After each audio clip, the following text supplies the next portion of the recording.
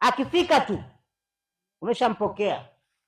Mume wangu nilikuwa nawaza hapa leo, hajapumua hata hujampa chakula, ametoka kazini. Mwambie mume wangu hongera kwa kazi, shughuli zimeendaje leo mume wangu?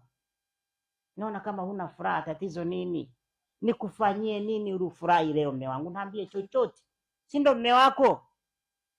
Anaweza akakwambia twende ndani unikande kande shingo, kumbe kazi yake ilikuwa ni wakati umemkanda shingo anaregea macho, ndo naanza sasa pale, mume wangu nilikuwa na shida jamani, lakini nakuhurumia. Hapo basikia sema tu hamna shida mke wangu. Wewe tena